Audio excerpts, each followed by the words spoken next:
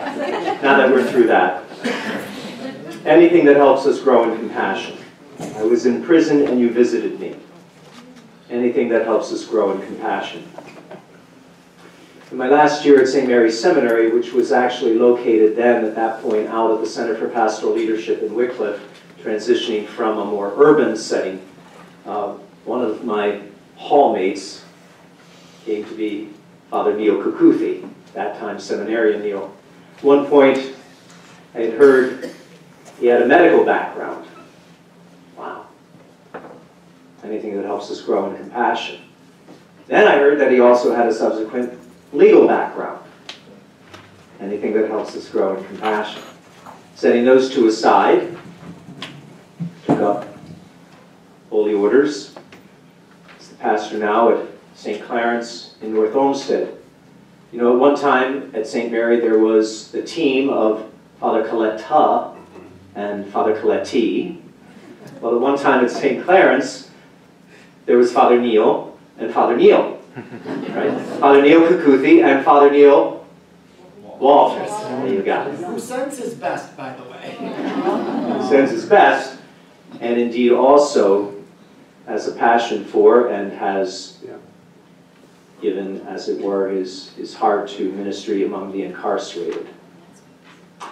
Anything that helps us grow in compassion. Our local jail here in Worcester would not be considered probably hardcore maximum security. However, it is locked.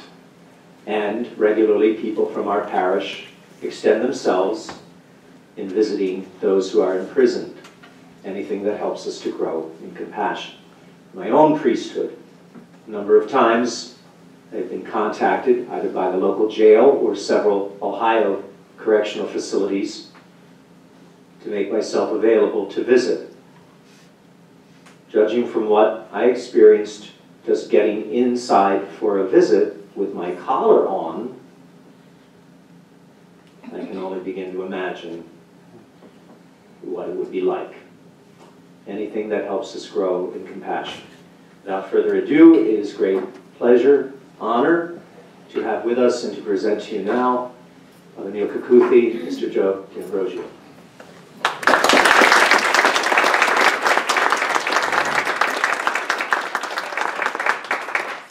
I was quite serious about Father Neil Walters extending his greetings to you. I talked to him just this afternoon. He is spending the night at the rectory and celebrating the 8 o'clock Mass in the morning. He says there's probably not too many people there that remember me anymore. And I said, Neil, once they meet you, they don't forget. So I said, I'm sure there will be people there. And then I also wanted to commend Father Stephen. It's really nice to know that at least somebody thinks that a lawyer can extend some compassion. So that's a good thing. So I want to begin by talking about this whole Year of Mercy thing. The Year of Mercy, when Francis literally inaugurated it, was a real excitement to me. Because mercy has been a virtue that I think has been part of my career path long before I tried to discern ministry as a priest. I'm a graduate of the Mercy Hospital School of Nursing in Toledo, Ohio, and I actually worked in the intensive care unit at Mercy for a good number of years. And so I kind of adopted the Mercy values, and I can tell you what those Mercy values are. But when I started reflecting upon a Year of Mercy, I ended up in a little bit of a conundrum, because as I was looking at this, I realized that while I could name the Sisters of Mercy and their values, I didn't really know if I could define what mercy is. And I wonder if you take a moment and think about it yourself. If somebody asked you, could you define mercy for me? Can you really give it a definition? Because I thought about it long and hard, and I couldn't. I could not define mercy. And then I realized why that was. If you remember, just in January 12th, Francis came out with a book-length interview about the Jubilee Year of Mercy. And he talked, that the book is, The Name of God is Mercy. And that answered my question for me. If the name of God is mercy, and I literally was able to give it a definition, then it literally tells me that I could define God. And I can't. None of us can. We can't define God. It's an impossible endeavor to undertake. And so I cannot define God. If I did, then I would box him in and God would cease to be God. And so I can't define mercy per se. But then Francis gives a little bit of advice in his book. He says, if you really want to know what this mercy looks like, he says you have to go back to the gospel. Go back to the gospel. And so I thought, well, I will do that. And so I went back to the gospel. And I went back specifically to look through the Gospel of Luke, which happens to be one of my favorite ones, being that Luke was considered to be a physician. And I kind of just walked through it, page by page by page. So while it doesn't give me a definition of mercy, it literally tells me what mercy looks like in the person of Jesus Christ. And so I'd like to share a little bit with that, of that with you. Mercy literally casts out demons. And Scripture tells us that there are many demons. They are legion, in fact. And some of them are literally people who are possessed by evil spirits. But it goes far beyond that. It goes to the point of racism, alcoholism, any kind of addiction, xenophobia, any kind of fear that we might have, an addiction to pornography, any kind of hatred that keeps us from fully loving the other as we have first been loved. Mercy casts out the demons in our lives. Mercy heals the sick. Perhaps it's Christ walking into Peter's mother-in-law's home and lifting her up by the hand and raising her up, restoring her to fullness of health. Maybe it's literally curing malformed limbs or opening the eyes or the ears. Mercy literally cures the sick. Mercy strengthens the limbs of the paralyzed and the disabled. It might be a group of people who come in and they can't get to Christ through the door, so they literally climb up to the roof, they open up that roof, and they lower the young man in on the mat, and Jesus says, pick up your mat and go home. Your sins are forgiven you. Mercy heals the limbs of the lame and the disformed. Mercy feeds the hungry. One of the corporal works of mercy, of course. Mercy feeds 500 or 5,000 on a hillside. Mercy is a group of people that gets together and feeds a few at a soup kitchen on a Saturday afternoon. Mercy is the virtue that literally feeds a man or woman begging for a sandwich on a sewer grate in downtown Cleveland. Mercy gives water to the thirsty.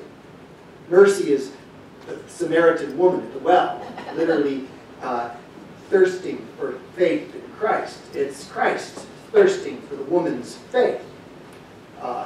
Woman literally searching for the life that only God can give.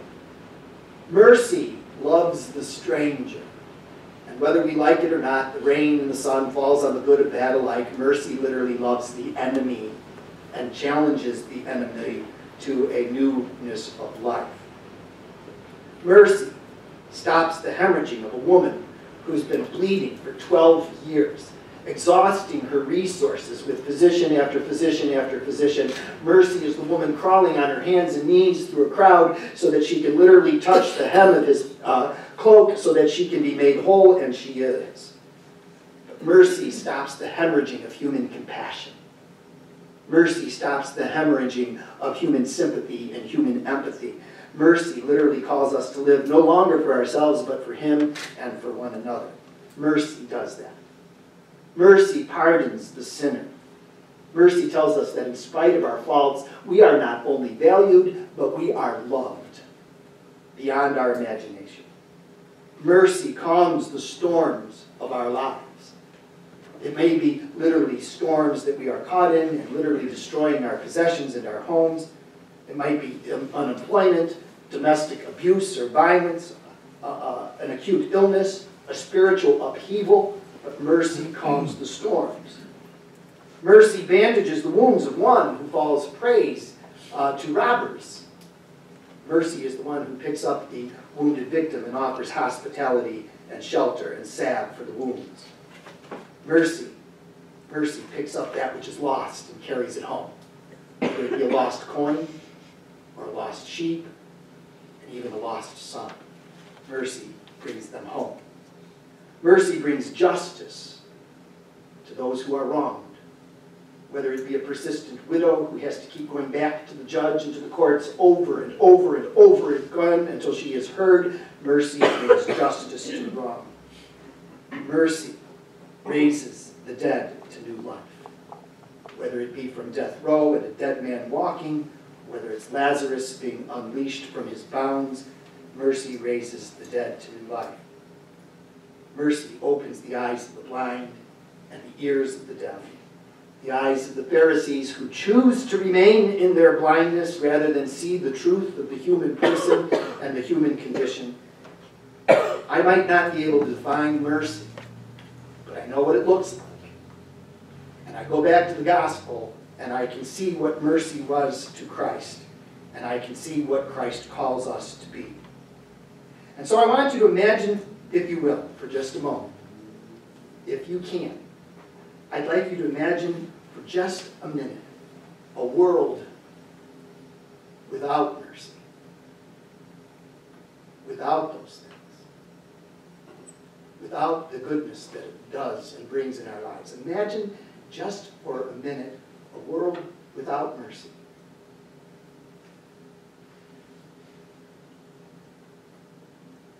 And if you can bring yourself to that point where you can begin to comprehend what a world without mercy would look like, then you have brought yourself to a point where you can imagine a world without God. And if you can imagine a world without God, you have brought yourself now to a place where you can imagine hell. And so if you've ever asked that question of whether or not hell is real, let me assure you it is. So back in 1996, by the sheer grace of God, I unintentionally entered into one man's hell. And by the great mercy of God, God opened my eyes, and He opened my ears. And in His great mercy, God raised a man from death to life, literally. In our own day and age, a man brought from death to life. And so I'd like to let Joe tell you a little bit about his story, about how he got me involved in that story, and where it took us over the course of the last 20 years. I can assure you there is a hell, because I lived it. I lived in a 6x9 cell, only let out 23 hours a day.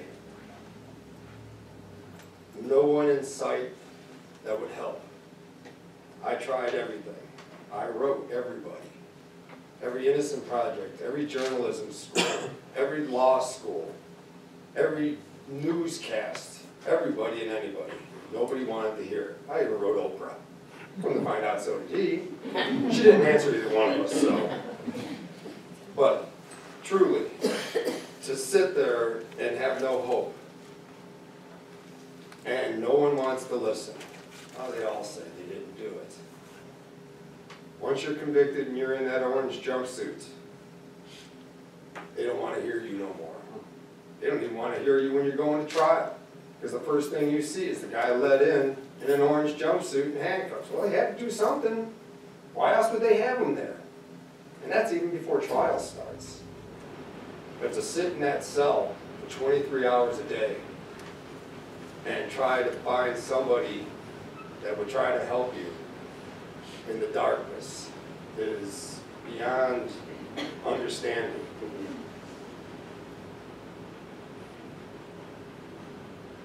You've heard them say that what you don't know can't hurt you. It's not true. What we know is that a young man of 19 was killed in this case. His name was Anthony Clan. One night before his death, we were out drinking. Admittedly so. I was with him and a few of the guys that are involved in this case. I ultimately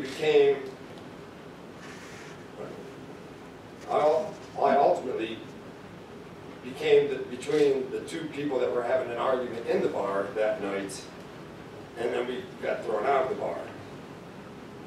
But that was the last time that I saw any of these people all together.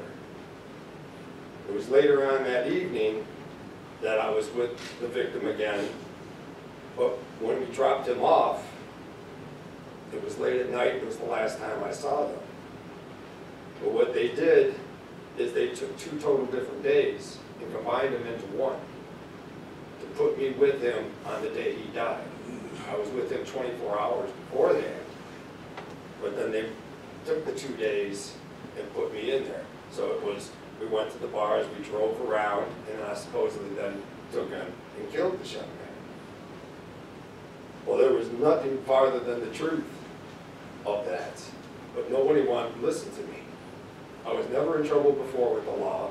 I was an honorably discharged sergeant out of the military. I was in charge of a motor pool.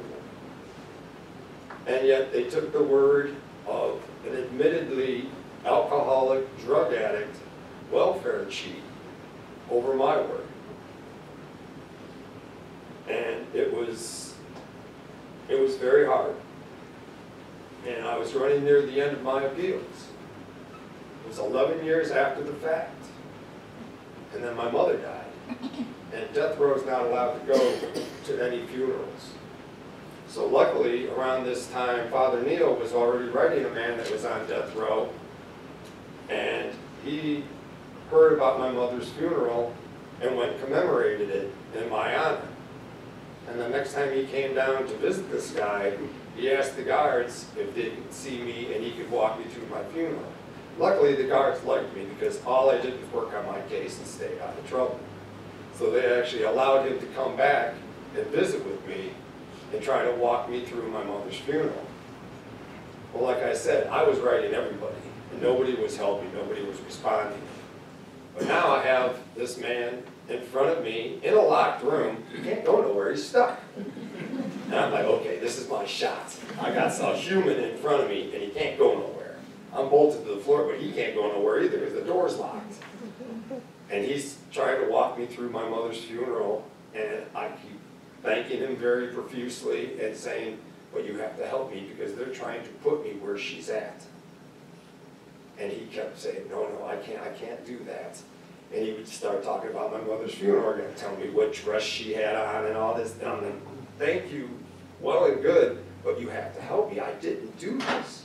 Because at this point, I also knew he was an attorney and a registered nurse and a priest. And God sent me him. It's God's providence. There's no doubt about that in my mind, because he had to be all 3 things to do what he did for me. If he only had 2 of those qualifications, he could not have done it. And the state would have executed me easily 15 years ago and not batted an eye. And the sad thing is, all the evidence that we found was in 3 places.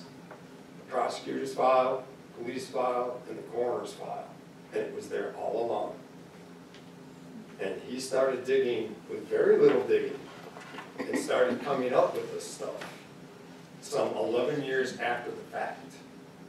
So Joe is sitting there, we're in a small locked attorney conference room.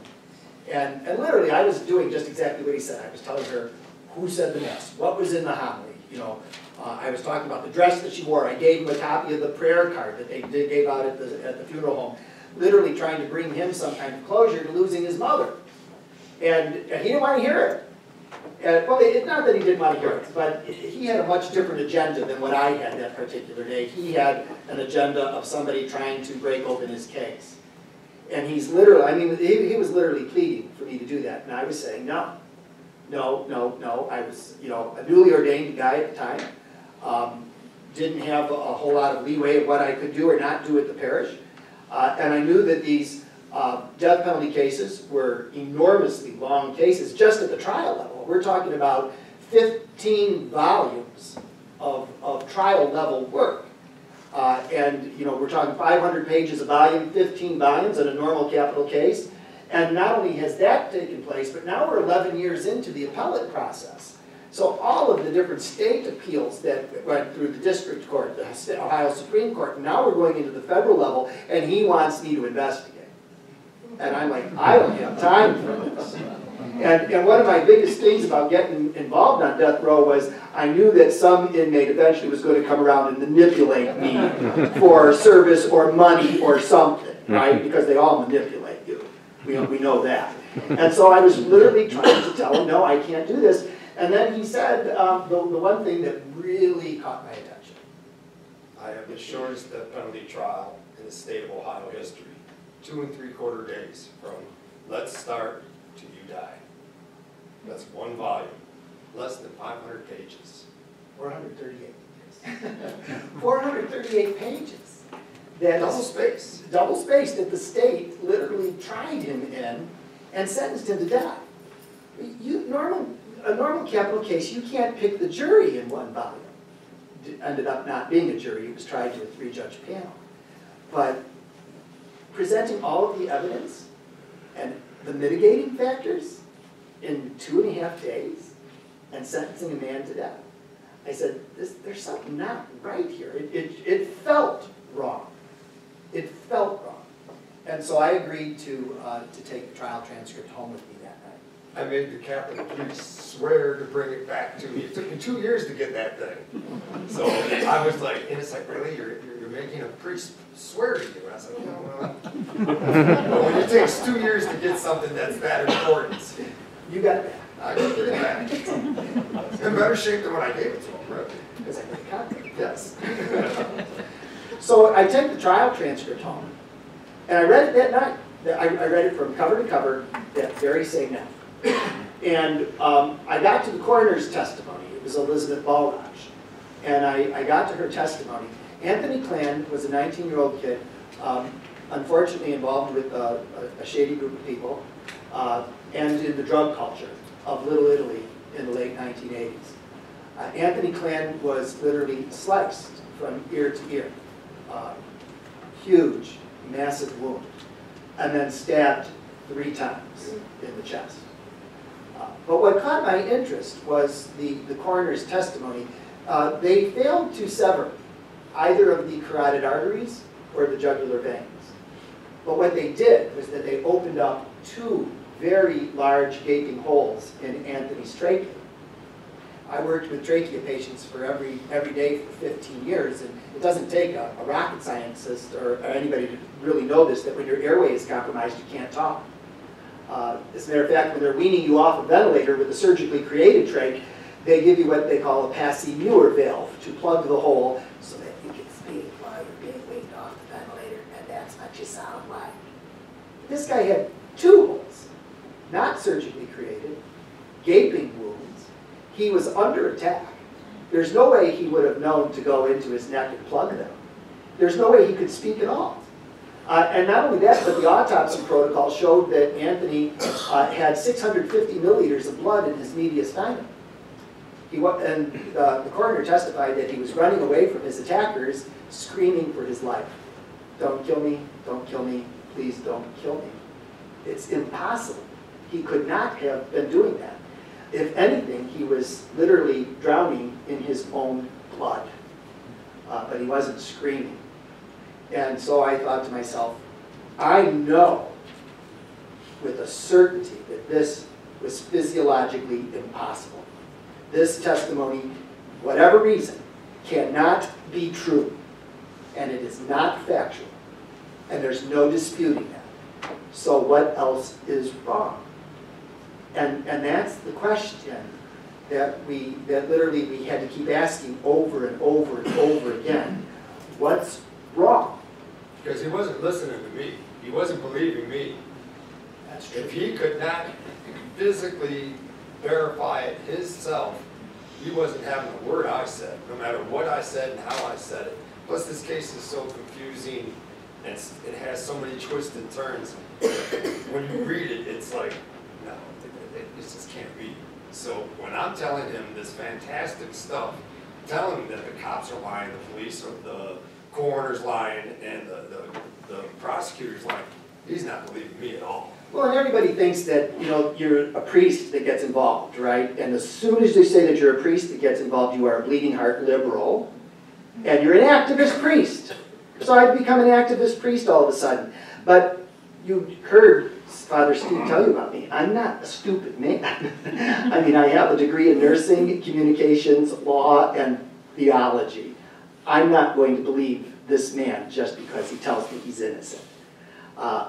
So where I did come to believe is that I was able, after some searching and investigating, 11 years after the fact. to independently verify everything that he was telling me. And when I came upon all of these, not only did I independently verify things that he was telling me, but I literally came across some bombshells that even he did not know. So one of those bombshells is the thing that literally broke open the whole case with the federal judge. We weren't making progress. And so I went down one day to the Justice Center with the names of all of the people who were involved in this case. Joe's, Mike Keenan's, Eddie Espinoza, a guy by the name of Paul Lewis, and Anthony Clam, the guy that was killed. And I started searching through, it was microfiche, remember microfiche? I was going through microfiche machines with all of their criminal jackets, researching.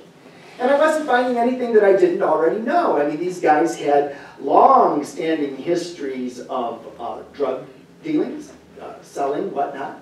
A couple of them had previous rape cases. But I came across Anthony's, and he was the last one I looked at. Why would I look at the deceased? You know, he's not the perpetrator, he's the victim. But I took a look at his file anyway, and of course it was the last file I looked at. And as I'm putting it through the microfiche reader, I come across this note that Anthony, in May of 1988, was the witness to a rape. And he was the only witness to the rape. And he was called for the rape trial both by the state of Ohio and by the defense. One witness for the whole case. And I'm like, oh my God, there's a rape case here.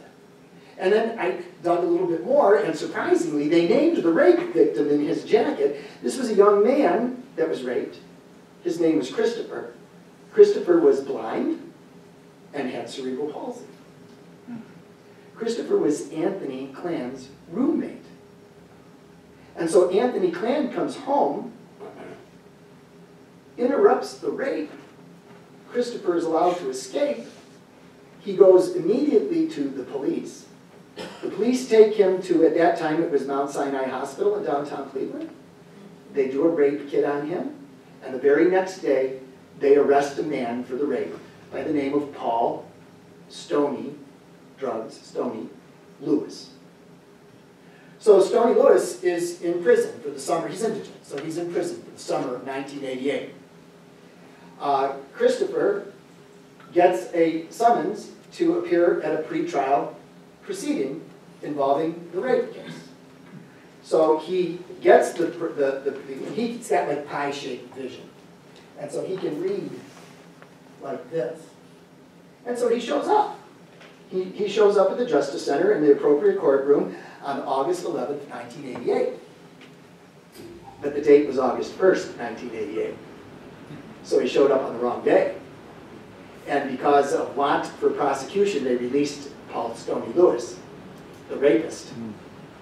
And, but with the possibility of rebringing the case again. So now it's the end of May 1988. Paul Lewis is free on the streets. He has a previous rape conviction. There's possibility of being tried again for another rape, going away for a long, long time. There is one witness for both the state and the defense. And all of a sudden, that witness is killed. When the witness is killed, the rape charges are dropped. No build. And a man points his finger to Joe. Paul Stoney Lewis. You want to talk about The prosecutor. No, the more in the newspaper. Anthony was found on September 24th, a Saturday. That Monday, an anonymous phone call came to the morgue asking about a young man that was found in Dome Creek. That's where Anthony's body was found. And does he have these tattoos And does he have these clothes on? And does he have these wounds on his hands and arms? Well, up to this point, the only thing that was in the paper is that a young man was found in Doan Creek, and that's about it. There was nothing in there about any kind of wounds on his hands and arms. So this anonymous caller, they ask him, can you come in and identify him? He hangs up. Later on that day, Stoney shows up and identifies Anthony's body. And the first thing he does is point to me. Anything but to himself. He starts pointing his fingers. Now at this time, after I was arrested, the prosecutor in the rape case and the prosecutor in my case are the exact same prosecutor. So you have the same witnesses in the same cases, and yet to this day he still says he sees no correlation between the two cases, and therefore never told the courts or my defense about the rape case. And he still says he doesn't see any kind of connection between the two. Interestingly too, I don't know, has anybody seen the CNN documentary on this case? So a couple, you have. So the prosecutor in the case literally says in that CNN documentary, he says, well, yeah, he says, contrary to what anybody says, he says, who would kill a witness just to prevent them from testifying? Have you ever heard of a witness protection program? I mean, it happens, and he makes that comment on the CNN documentary. It just doesn't make sense. Well, we were able to find this information out and put it in front of the federal district court here in Cleveland, Judge Kathleen O'Malley. And when Kathleen O'Malley got a hold of this, and the rape and a number of other things, she was very concerned about the reliability and the truthfulness and the veracity of the conviction. And so she ordered an evidentiary hearing. And she ordered everything that the police had, both the two police departments, the Cleveland Police and Cleveland Heights Police, the coroner and the prosecutor. Every little piece of evidence they had was required to be turned over to the defense in this case. By a federal judge. Not a state court judge, but a federal judge. And when she did that, like Joe said, most of the evidence that we found was already in existence. It was in their files, the police, the coroner, and the prosecutor's office. And so just being able to go through those 20, or by that time 11 or 12 years worth of accumulated evidence, remember, what you don't know won't hurt you? We didn't know any of this. We didn't know any of this. And in that regard, the three judges that heard the case didn't know any of this because the prosecutor hadn't, as he is legally and ethically required, to hand over anything that is of exculpatory or impeachment value must be given to the defense. And they didn't do it. And so we're just going to walk through a couple of things because, like, her order literally uncovered massive amounts of evidence that should have been given over to Joe. We started out by finding out about the two head detectives that were actually there when the body was found. Now together, these two detectives have a combined year of 50 years as homicide detectives. They determined by looking over the scene that Anthony was not killed at the scene, but his body was dumped there. Why? There was no tire tracks along the creek edge. There was no blood anywhere. And the wounds on this kid are horrendous, and there would have to be blood everywhere. Along the creek edge, there was shrubs and bushes and trees. None of them were disturbed. There were soil samples taken. Nothing was found. So they determined, in writing, in police reports, that these two detectives said this body was dumped here, not killed here, which totally contradicted the other person that was pointing his finger at me. And that was my coworker at the landscaping company that I worked for less than a month. The foreman said he stood there and watched while me and the owner of the landscaping company cut this boy up and threw him in the creek.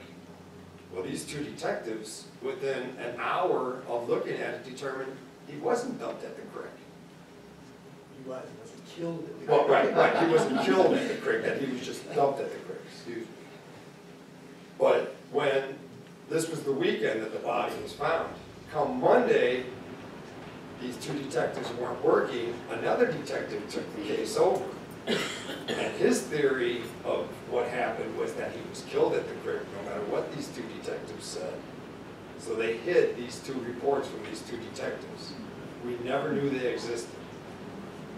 One of the other things that we found was that there was a piece of paper, right, just like this, with a T across it. And one side had my name, and the other side had Ed Espinosa's name, the other guy that said he stood there and watched while we supposedly butchered this kid. And underneath the names were height, weight, measurement. Height, weight, measurement. Well, I'm 6'2", 200 pounds. Ed Espinosa's 5'7", 160, soaking wet. And underneath there, it said, bloody clothes found in Keenan's garage. Well, there was no clothes ever admitted into evidence in my trial.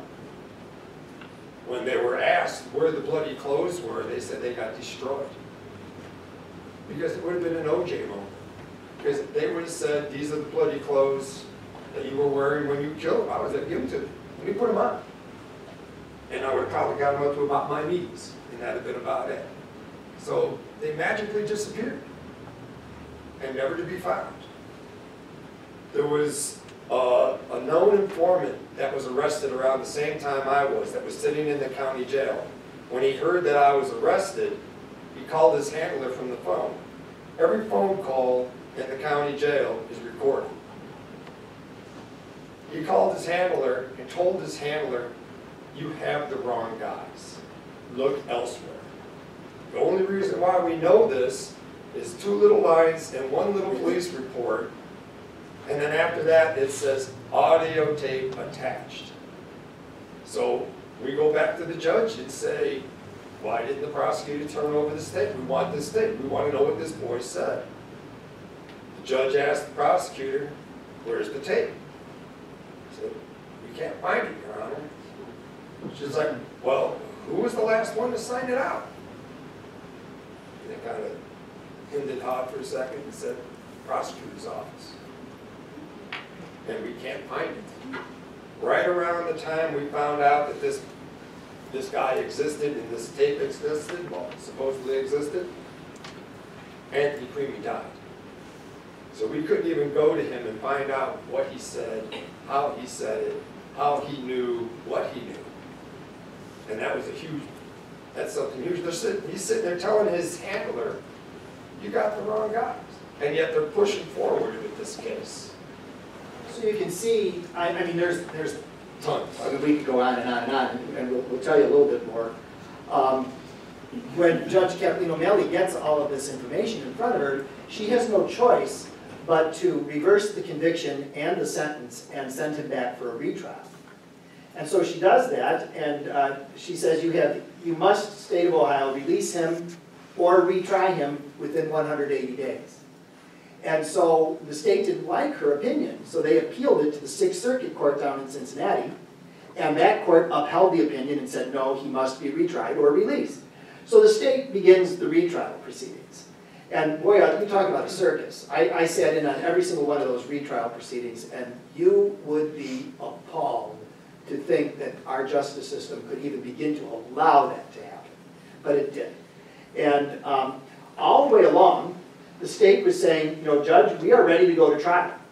You know, and we literally, I mean, there was like one retrial proceeding maybe every 2 to 3 weeks in the course of this 6 months. And they literally tried all sorts of different shenanigans, even to the point of trying to have the trial judge thrown off the case. Had to put a 6-month stay on it while that went before the Ohio Supreme Court. And then they literally were crying that they're ready to go to trial. And, you know, Judge Sinnenberg is saying, well, okay, You know, I've set aside several weeks for this trial. She was not going to allow this trial to go on like it did, you know, 11, 12, 13 years before. And so she said she also set aside about 100 potential jurors for the jury pool. And so it's like days now, just days before this retrial is to begin, and she says to the state, how many witnesses have you subpoenaed? So she knows what she has to allow. None. With 6 months of saying that they're ready to go to trial, they hadn't subpoenaed a single witness. Because not a single witness would be able to stand up with this exculpatory evidence and this impeachment evidence. And so we were ready to go to trial, and there was an incredible course of events that took place just this day before we were ready to go. It was right around lunchtime. We were at a pretrial hearing, and the prosecutor stands up and hands a motion to the judge saying, Your Honor, we want to make this part of the record that Joe D'Ambrosio and his counsel have every last shred of evidence that we have. Every last thing. There's not a piece of evidence anywhere, any kind, any place. And we want you to know that because we're ready to go to trial. That was their famous words. We're ready to go to trial. So the judge said, okay, she banged the gavel, we went to lunch. We come back from lunch, and all of a sudden the prosecutor's side is scrambling. They're running up and down the aisle, they're talking with each other, and the judge gavels court to session. And all of a sudden the prosecutor stands up and says, Your Honor, we hate to say this, but during lunchtime, we went into a closet and found 4 more pieces of evidence. The judge was livid. She's like, okay, you're saying that you have not been in this closet since 1988, and this is 2009. You have not been in this closet in the Justice Center since 1988, and you're finding these 4 pieces of evidence now. And they were like, yes, Your Honor. She was livid because it was DNA stuff in it. There was tissue samples from the victim. There was swabs from my apartment. There was a latent boot print. There was soil samples, and that was it. So she had to put the trial on hold. They were 3 days away from meeting the 180-day deadline, which they had to release him by 180 days for retrial. She had to put the trial on hold. The state had no other choice. They had to go back to the federal court and say, federal judge, would you please extend the 180-day deadline? And this is the woman who ordered all evidence to be turned over, and they had to admit that we didn't turn it over. Well, you talk about the wrath of God. She literally came down on him hard, and she said, no, I will not extend your deadline. She reversed his conviction, threw out his sentence, and expunged his record. But what she did not do is prevent the state from rearresting him and trying him again. There is no statute of limitations on murder. So she said, state, you can go ahead and retry him. Well, and then she stayed her own decision for 15 days, as is pretty typical, in case one of the parties wanted to appeal that. Within those 15 days that she stayed her own opinion, the eyewitness, the only eyewitness, Eddie Espinoza, dies in Chicago, Illinois. He died on April 27, 2009 in Chicago, Illinois. The state knew of his death within 24 hours.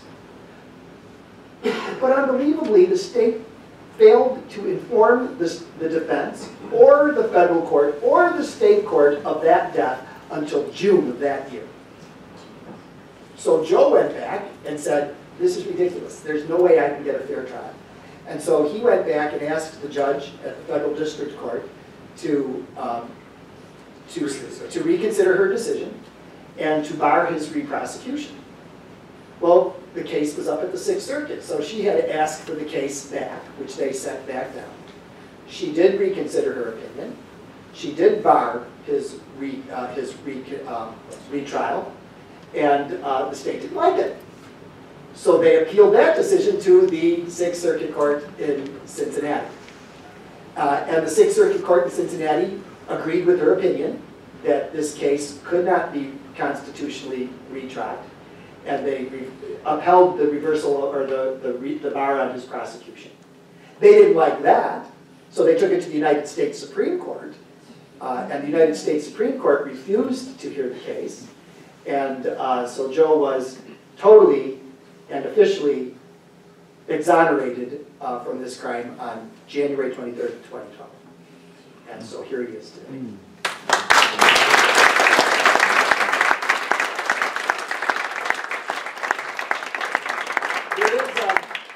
There is one kicker here, and this is the thing that really was the clincher for a lot of people. There's a woman, her name is Teresa Farinacci. Teresa lives in the same house today that she lived in back in 1988.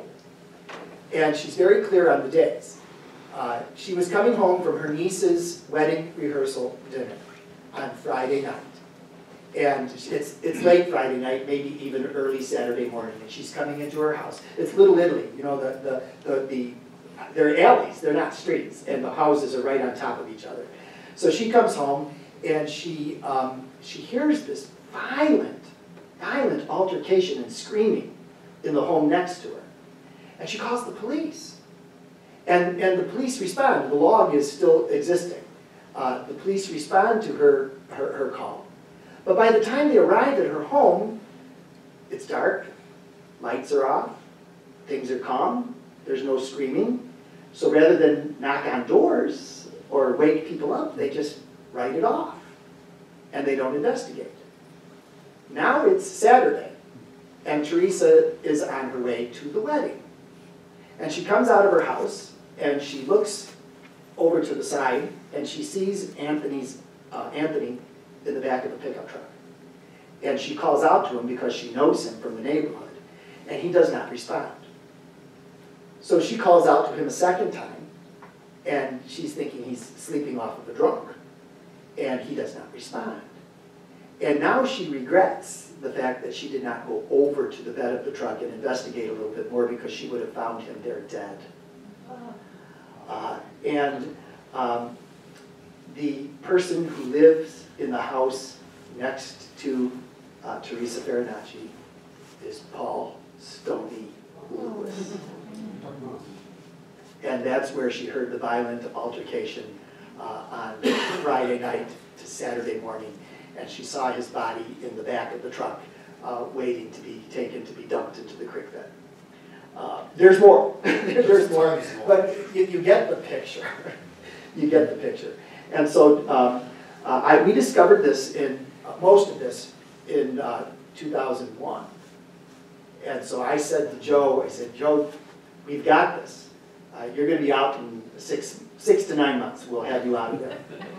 It took 11 more years. 11 more years for a full 22 years on death row for a crime that he did not commit. And so it's pretty disgusting kind of stuff. You know, and Joe tells you I didn't believe him. Well, here's a story of why I didn't believe him.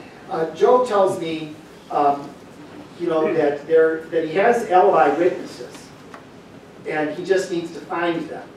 And had his own lawyers done some investigation and subpoenaed a briefcase that belonged to Joe back at the time from his landlady where he was being evicted from, that was his, he was at an eviction party that particular night. Had they subpoenaed his briefcase, there would have been all sorts of names of people that would have been able to come forward and said, yes, I was with him on this night. He was not anywhere near a crime scene.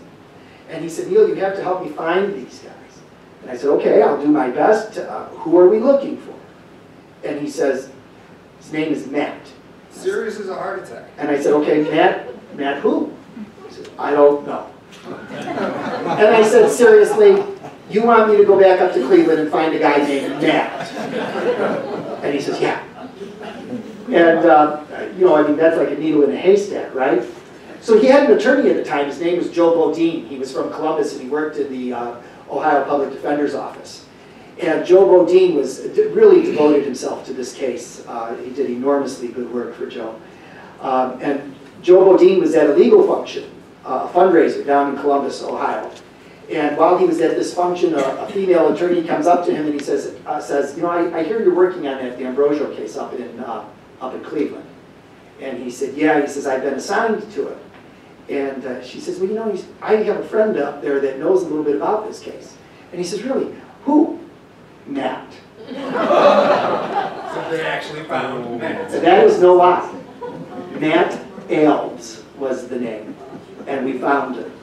By the grace of God. And not only did we find Matt, but then all of the other alibi witnesses that were with Matt came following him by the sheer grace of God. Joe gets attorneys.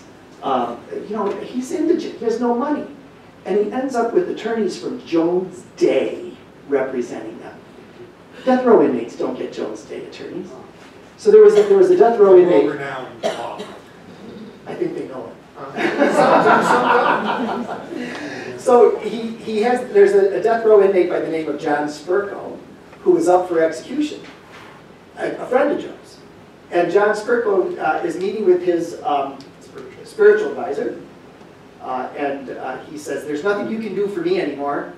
He said, but can you see what you can do for my buddy Joe? Well, John Spurko was eventually commuted to life in prison. He was not executed.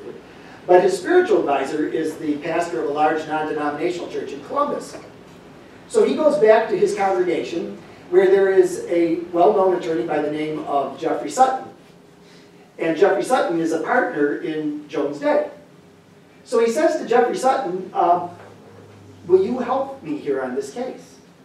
And they must have had a good relationship because he said, I don't want to work on the case, but I'll put my name on it. And that will bring in the resources of Jones Day, the clerical work, the paralegals, and whatnot. So that's how Jones Day gets on the case. Shortly after that happens, George W. Bush nominates Jeffrey Sutton for the Sixth Circuit Court of Appeals. So Jeffrey Sutton is now before the Senate in confirmation hearings. And they ask Jeffrey Sutton the death penalty question. And he says, I'm not for it or I'm not against it. He says, as a matter of fact, right now I am working with a guy on death row in Ohio whom he had never met. And he thought, I'd better get back to Ohio and meet this guy. So he comes back to Mansfield at the time, spends 2 days with Joe. 2 full days. And writes a 28-page summary judgment motion that literally lays this case out about another guy having a motive for the case from Jones Day. And Jones Day represented him pro bono for the rest of his appeals. And the retrial. And you know, if that's what it takes to get him off death row, what does it say about anybody else who has any kind of issue, guilty or not, any kind of issue that could spare their life? Because there's no rich people on death row. It's there's no rich friends helping them out either. So anyway, we'll take a number of questions because we find a lot of times that the question and answers really pulls out what people want to know that we're not making real clear. So yes. Why did it take another 11 years? Because it had to go through all those appellate processes. Why did it take another 11 years? It has to go through every appellate process. And every time the state got a decision that they didn't want, it had to work through the whole federal system again. And the whole time keeping me on death row. Over and over and over. What was the motivation of the original prosecutor to do such a poor job for the state? So if you ask Joe's attorneys about it, They'll give you the nice. they say it just happened. But, so I'm a little bit more jaded about that. But the prosecutor, a death penalty case has to have 2 attorneys, a first chair attorney and a second chair attorney. And so that's what he had. The first chair attorney was a guy by the name of Carmen Marino, who has a notoriously bad reputation with the courts. And the second chair attorney at the time was a brand new attorney by the name of Bill Mason. Now when Joe comes back in 2009, Bill Mason is no longer a new attorney. He is the prosecuting attorney. Of the county. And so he has the case. And I don't want to besmirch the man's reputation or anything. I will.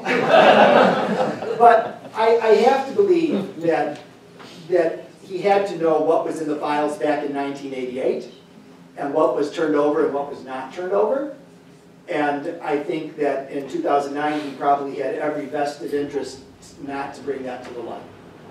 He was given multiple times to do that. The Cleveland Plain Dealer was literally begging for this case to be dropped, for justice to be done, for an apology to be issued, and he would never, ever, ever let it go.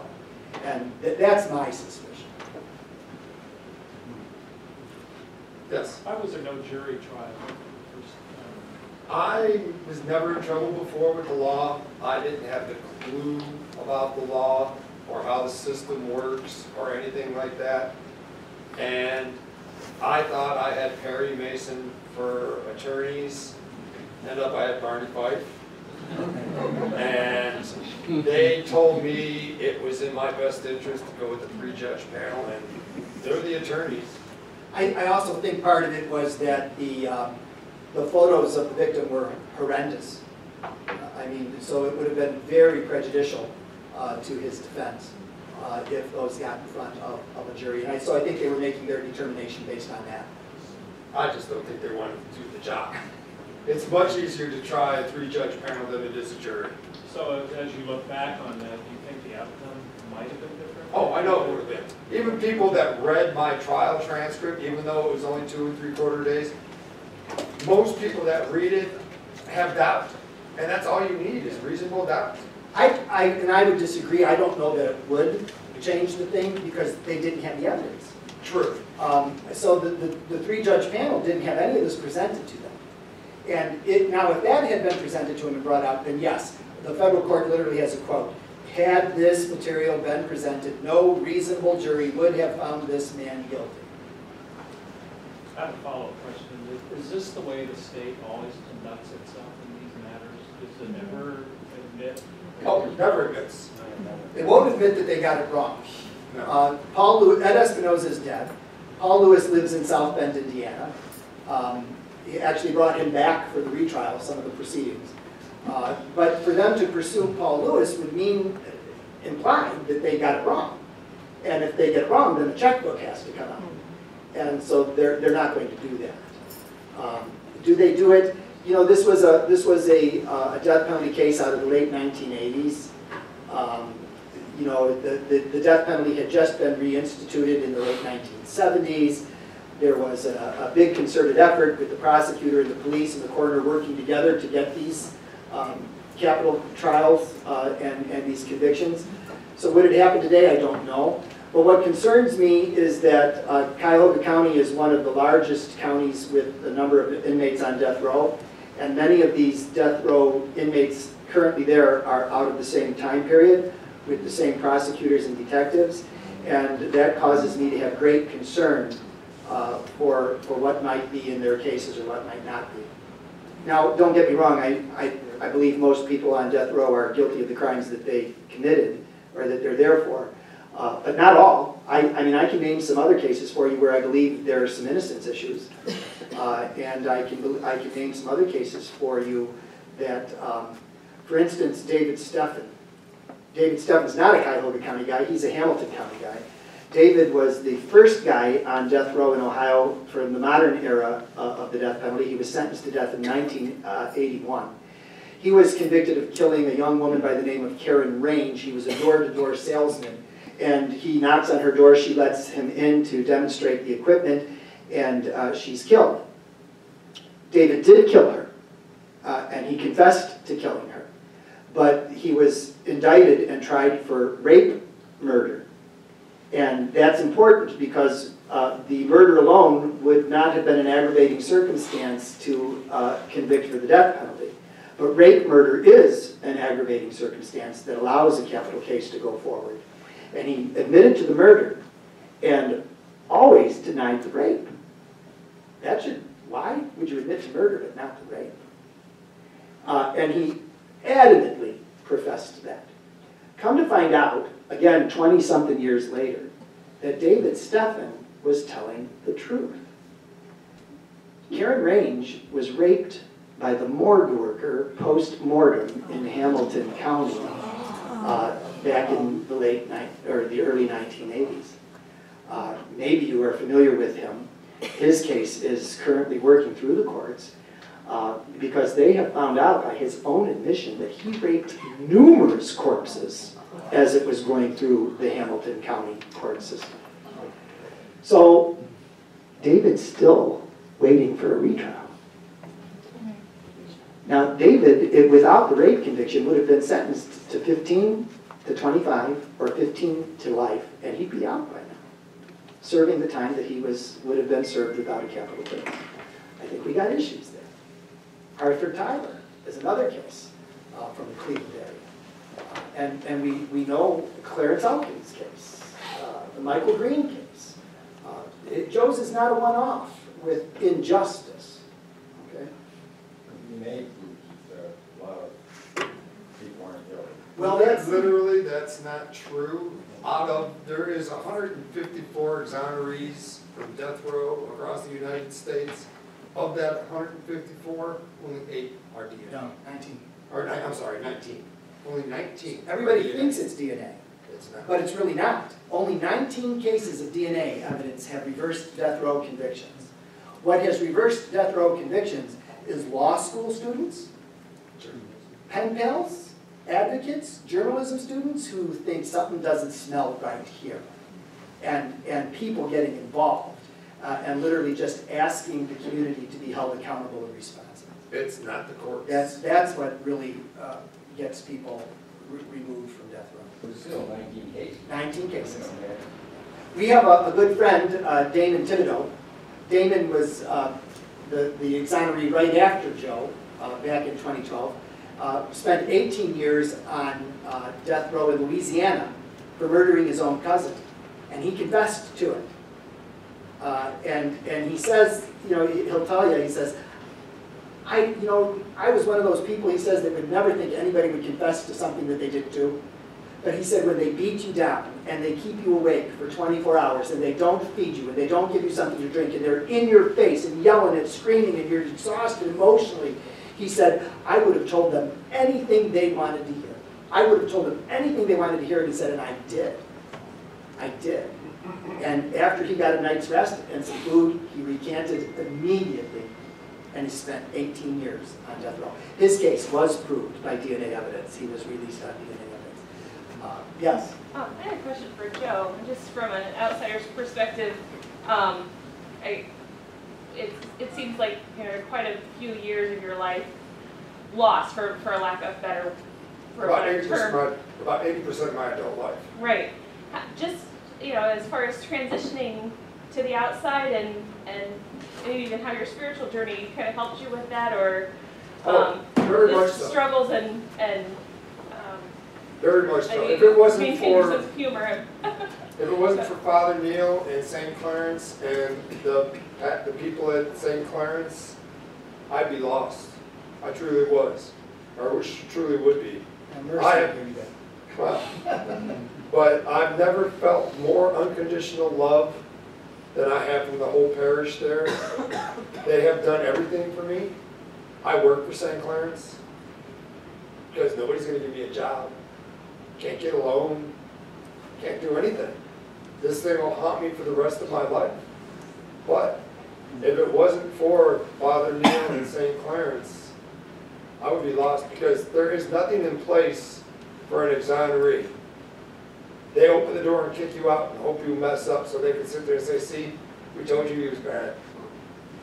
But yeah, if it wasn't for my faith and for the grace of God, the state would have executed me 15 years ago, did not even blink an eye. But to come out after all those years, when I went in, computers were on punch cards. The World Wide Web didn't exist. Cell phones were the size of car batteries. You just have to sling them over your shoulder. So for me to come out and see a computer amazed me. It truly did. And it still amazes me. I still catch myself saying, I got to go to the library and look something up. And somebody's like, Google it, you idiot.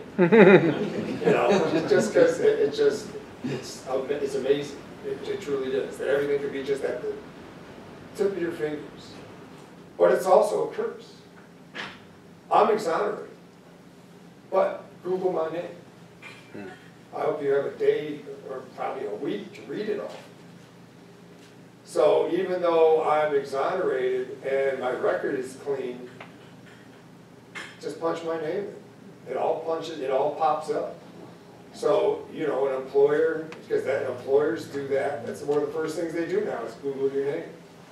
You go for a loan, you go to rent a place, it's all there. So it'll haunt me for the rest of my life. But luckily for me, I have Father Neil, he's kind of stuck with me. And so is St. Clarence. You know what, and Joe is a success story, because he has benefits, he has a job, he has a very good support system. So he's a success story. But, and Joe often doesn't see himself. Joe tends to be loud, and can be aggressive, and some people are back off from that aggressiveness. It's not aggression, but when you need to make your point with the corrections officer, you got to make your point. Or if you have to defend yourself physically, you have to defend yourself. So he is persistent and sometimes aggressive, and not in a bad way, but just to make his point. He doesn't like being around large crowds for lengthy periods of time. He spent half his life, more than half his life, in a single cell. So when he gets around large crowds, he does okay, but you'll see him, I gotta go get a cigarette. Which he can't stand. We're working on the cigarette stuff. But he has to back away from the crowd for a little bit and then come back. He eats so fast. You know, we would go out, we would have you know, some appetizers, a pre-dinner drink, spend an hour or two sharing a really nice meal, and then after that have a postprandial drink and some dessert, and we might spend 4 hours in an evening out for dinner. That is not happening. It's actually this. Well, yeah, right. But he can't do that. I mean, he was used to getting his tray through a slot in the door. He has 15 minutes to eat it, and the tray has to go back. And so that just drives him nuts to sit at a dinner table for any length of time sharing a meal. And I mean, it's just, it's those kinds of things. And he's very successful. It's much more difficult, and I think you can imagine this. It's one thing to be a white man on death row in the northern tier, but think about being a black man in the southern tier states. Or female. Or Sabrina Butler, who is an exonerated female black woman from Mississippi. That's a whole other story of just a whole completely different story. Just that much time in death row, how did you cope? How did you keep your sanity in that type of situation? The grace of God, and I learned the law. I have a little bit of reading problems, so for me to learn the law was very difficult, and it's got its own language. It has its own dictionary. So for me to learn what it was, because I was at the point I was actually filing my own motions because attorneys weren't listening to me. I was firing attorneys because all they wanted to do was get me off death row. But if you get me off death row, I lose mandatory appeals. And I would have rotted in jail for the rest of my life for something I didn't do. So I'm firing attorneys and filing my own motions. So it kept me so busy because this thing is so massive and so confusing. And then to try to explain it to people, it was like I was speaking Chinese to them, trying to explain the two differences of the day. Until Judge Sutton wrote that 26-page summary judgment. And then everyone was like, oh, we get what you're saying. So wonder you're so mad, because I'm like beating on the ground. It's like, why can't you see the two different days? It makes such a big difference. And no one could understand. And then they read that from Judge Sutton, and everyone's like, oh, jeez. It was, I mean, crystal clear. People that worked with me for years didn't understand until they read Judge Sutton's summary judgment. And guys on the road just don't get that kind of representation. So Joe's back in for retrial in 2009. And like I said, I went to those retrials, and then after the retrials, I would go over to the Justice Center and I would visit with him, and we would talk a little bit. And he sitting there, I remember you were sitting in the cell, and I was talking to you, and he said, Neil, they've come to me and they've asked me to plead to involuntary manslaughter. And they said I can go home tomorrow. And he said, what should I do? I said, oh. I said, that's not my call. I said, that is your call. I said, that's you and your attorneys. I said, I'm not the one that spent 22 years locked up in a cell. And he said, no. He said, I have to hear what you would say. I mean, we've been at it 11 years. And he says, I need to know what you would say. And so we struggled there. I remember you just sobbing. And I looked at him and I said, please, take it. Because you never know what a jury's going to do. Never know. I said, come on home. I said, the expungement and everything is a moral victory. Like he says, just punch his name in, everything's there. It's only a moral victory. Practically, it means nothing. And I said, so take it, come home. And he did. And he's exonerated. so that was another lesson. Wow. Yes? There is an active prison ministry here at St. Mary's. They belong to Richland Correctional Institute, Ricky. And when I was there last, they had somebody come back who had been in the prison system for DUI. And he talks to the people there, and he tells them how difficult it really is to go back into society once you've been in prison for so long. And it's just so moving to hear him speak to these people, just to adjust to what the technology that's been, and to get a job. After you've paid your debt to society, nobody wants to hire you. And how important going to church is, and feeling welcome in church. And I'm wondering, Father, if you have any suggestions for us as a faith community or you on how to be more merciful, how to be more accepting and welcome people in that have maybe done it wrong but paid their dues to society. Well, even the church won't let you hire them with felony. Because if you fingerprint them and it comes back, we can't hire them. So I could not hire Joe until his record was expunged and cleared and he came back. That's the only time that I could bring him on board. But the fact of the matter is that these guys have paid their debt. And you know, less than 1% of murderers, less than 1% are convicted and sentenced to death. And they're only sentenced to death because they have an aggravating circumstance associated with their case. But the great majority of murderers in prison, no matter where they're at, are sentenced for a term of years. And they will be released eventually. And they will be back out on the streets. And some of their crimes are far more heinous than these. But I think that the thing that you have to understand is that, you know, how we started. You know, mercy does a lot of things. Mercy, you know, makes heaven out of hell. And if there are people in the parish who have their own businesses, hire one. You know, give somebody a chance. Or you know somebody. I mean, you have, the job is so important. It's the job that keeps the recidivism rate down. You know, if they've got means to put food on their table and clothes on their back and a roof over their head, chances are they will not recommit another crime. And so the job is vitally important. And so if you have a business, then take a risk. You know, it's talk to the guy, you know, or the man or the woman. If you know somebody who does have a business, talk to them. If anybody there knows that and they want to have a CEO or somebody talk to Joe, call us. We'll go talk to them.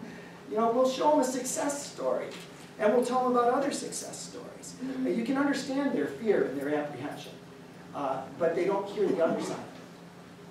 And hearing the other side of it is important. Speaking of fear and apprehension, how big of a bill of sale is it for you to get Joe a job at the parish? None. And here's the reason why. At my parish, I will preach upon the death penalty when the gospel allows me to preach upon it, but I don't harangue people about it. But every time there is an execution anywhere in the country, it's in our daily mass general intercessions. So we pray for the guy that's being executed, we pray for the execution team, we pray for the victim, and we pray for the victim's family. So my people are hearing this. Over the course of the years, many of the people in my parish started writing to Joe while he was still on the roll, and actually even getting him food boxes and sundry boxes and whatnot. And so they literally got to know Joe while he was in. And then the people who disagree with me literally said, Father, we don't agree with you on the death penalty. We support the death penalty. We don't believe in but we believe in you, they said. And so I have to give them credit for that. We don't believe in your stance, but we believe in you, which was very affirming to me, and it really put him in good stead. So, and Joe, we started out by writing, but we ended up I'm terrible at that. I said, just call me. So he would call me, and we have high school kids from 5 to 8 answering the phone, and Marty would pick up the phone and it says, this was a call originating from an Ohio Correctional Institution, and Marty he could probably say it to you in his sleep, and it would be Joe. And so Marty would talk to Joe for a little bit before, he would put Joe on the phone with me. So Joe's waiting for retrial. It's December of 2009, and it's Christmas Eve. And we petitioned the court to allow Joe to come to St. Clarence for 10 p.m. Mass, and then to travel to Toledo with me for Christmas dinner. And the state fought that tooth and nail, but the court allowed it. And so I picked Joe up from where he was under house arrest, and I bring him to the parish. And I don't want to make a big deal out of this. And I said, Joe, just sit in the back here, be quiet, stay out of the way, and I got to go get ready for Mass. So I put him in the back of the church, go into the sacristy, start preparing for Mass. It's about 40 minutes before Mass begins. And then I come back out and I look, there is a line around the church to say hello to Joe. And actually in March 5th, when Joe was released from the county jail, and it looked, we were pretty confident the judge was going to release him, I started making phone calls. And I said, looks like Joe's getting out, get the word around, we're going to have a party tonight at the parish. And by the time he got back to the parish, there were over 150 people with a potluck going. So now not everybody agrees with me. And for the most part, Joe was very well liked and very well received. I've never had a negative comment that comes directly to me. I've heard of negative comments, but they haven't been given to me directly. But for the most part, I've had none. The bishop has been out there, has met him many times. He's been at talks that we've given. We're good there with everything too. So when we consider the death penalty, Joe represents two reasons for why I think a lot of folks are against it. There's the redemption for Joe, and then there's just the bad conviction. Before you close tonight, could you encapsulate some of the other reasons for why perhaps folks should reconsider the death penalty? Yeah, before Joe got out, I would speak frequently on the death penalty, and all I did was talk about those kinds of things. But when Joe got out, they didn't want to hear the statistics or anything anymore. They wanted to hear his story, and I can understand why. It's very compelling. But number one, racially discriminatory. If you are a black man or woman who kills a white person, you are far more likely to get a death sentence and to ultimately be executed than if you are a white person that executes a black person. That's just the tip of the iceberg on racial issues. There's all sorts of other racial issues that just fall out. It is extremely racially motivated, economically motivated. Poor people are the ones that end up on death row, not rich people or people who can afford their own attorney. If you're given a public defender or a court-appointed attorney, much more likely to get the death penalty. So economically, it's also cheaper to keep somebody in prison for the rest of their life than it is to execute them. Why do you say? So 86% of death penalty sentences will ultimately be reversed. So a death penalty trial is an enormous trial with all sorts of resources being spent by the state, all sorts of resources being spent by the defense, and it's an enormous trial. That's just the trial level. Then the appeals, as Joe said, are mandatory. The cost of these things is outrageous. 86% of death penalty cases will ultimately be overturned. They will be, now they're not getting off like Joe is. They're either being sentenced to life or they're being retried. So out of those 86%, 68% will go back for a life term rather than a death penalty. And so now you have the best of both worlds. You've spent all that money on a death penalty case, only to ultimately have it reversed and the guy to be resentenced to life or a term of years and then be out on the street. So at that point, economically, it's cheaper to keep somebody in prison for the rest of their life. I'll give you the example. In 1999, Wilfred Berry was the first one to be executed in Ohio since 1963. He gave up some of his mandatory appeals and volunteered to be executed. Betty Montgomery at the time estimates that it cost over $1.5 million to execute Wilfred Berry, who voluntarily went to the executioner. She, by her own statistics, I can't remember the dollar amount that it would have been to keep him alive for the rest of his life, but it was much, much cheaper. It's on the website. Gender discrimination. Women are committing these crimes, but we don't want to kill our women. So when they're being tried as non-capital cases. Geographically discrimination. If you want to kill your enemy, drive them over the border to Michigan. Kill them there. Because number one, you'll kidnap them. That will give you the aggravating circumstance. But then you'll be in a jurisdiction where there's no death penalty. So do that, please. If you can't do that much, then drive them down to a rural county, like Vinton County, where Gregory McKnight committed his murder. Gregory McKnight sits on death row now, but when he committed the murder many, many years ago, Vinton County said, we can't try this as a capital case. We don't have the funds here. And if we did have these funds, we would rather invest them in our schools, in our education, in our infrastructure, and in crime prevention. And so they said, we're not going to try Gregory McKnight. And not only that, but his victims' parents were pleading with them not to go after the death penalty. They thought that would dishonor and disrespect their daughter. And so they were pleading not to, but they did anyway, because the state of Ohio said, don't worry, Vinton County, we'll give you the money. And so they gave him the money and they tried it. He sits on death row today. Geographically, also has another place. There are 88 counties in Ohio, and 5 of those counties, Hamilton, Summit, Lucas, Cuyahoga, and who am I forgetting? And Franklin have over 60% of the inmates on death row, because they are the large cosmopolitan areas, and they can afford to try those death penalty cases. So 5 of those counties have over 60% of the men on death row. So there's lots of different reasons why we should be looking at this death penalty and saying this just doesn't make sense. I think all of them are red herrings. I'll take any one of them for overturning the death penalty, but let's face it, we just shouldn't be killing people.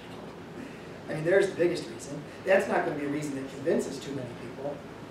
But do we really want to give the government the authority and that much power to kill its own citizens?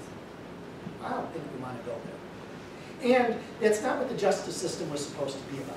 The justice system was all about literally restoring and redemption and returning people back into society, punishing them appropriately. And so anybody wants to argue with me about the different things about the death penalty, I'll be glad to have that argument with you. I lose every time on one point: vengeance. And if you want vengeance, then let's just say it, and then we're okay. I can't argue. I will take your argument with vengeance because I can't beat that.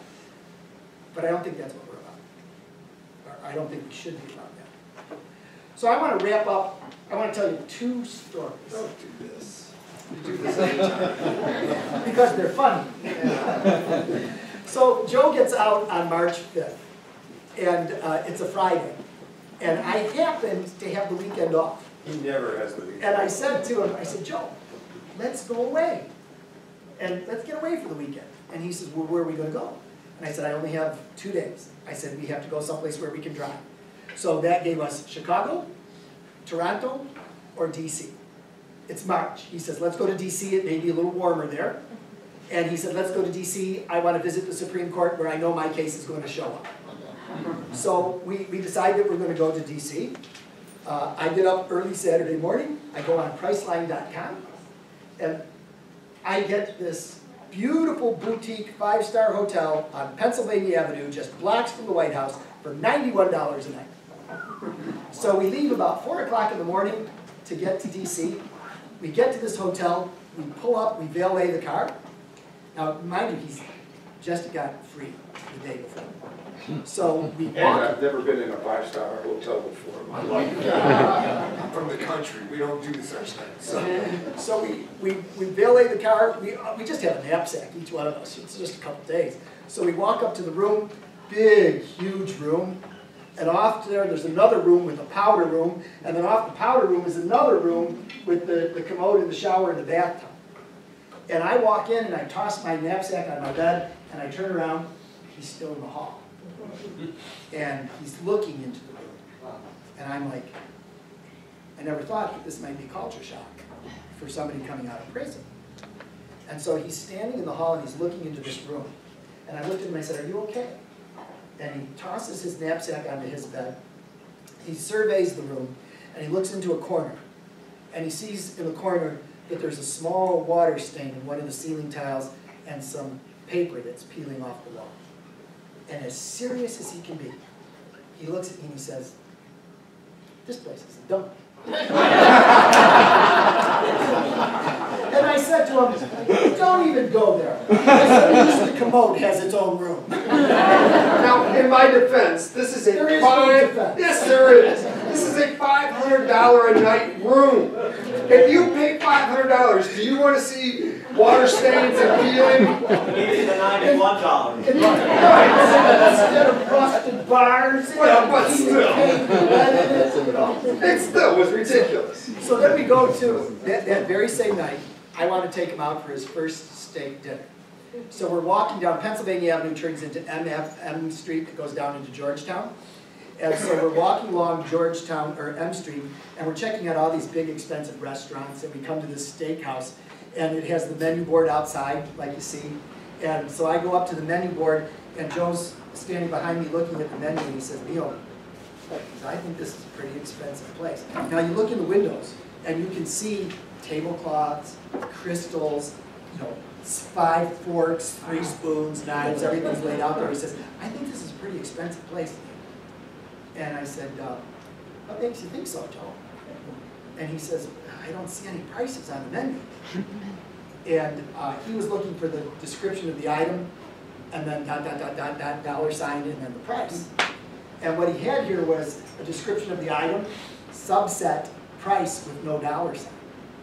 And I tapped on it and I said, Joe, I said, that's the price. And he goes, oh, no way. He says, I thought that's the number you ordered by.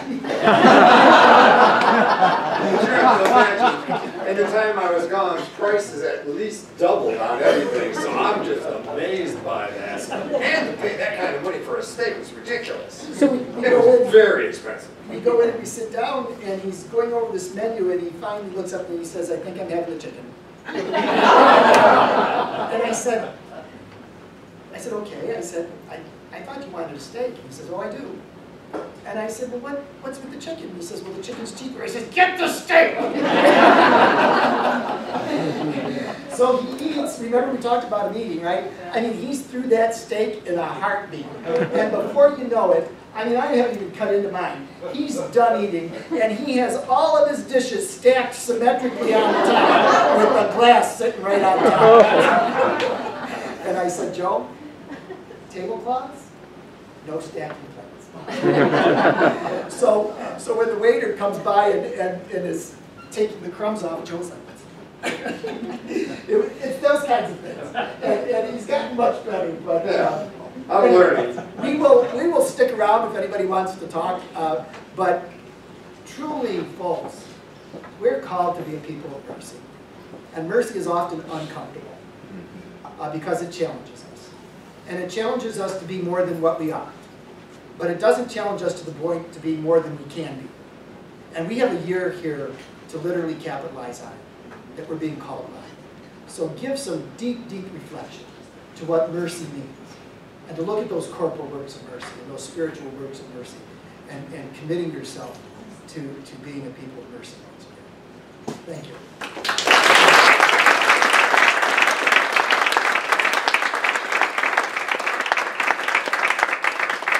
So before we formally release you, or just release you to have some refreshments, we're going to ask for 2 more minutes of your focus. Some baskets are going to be passed around. Neil and Joe did not ask for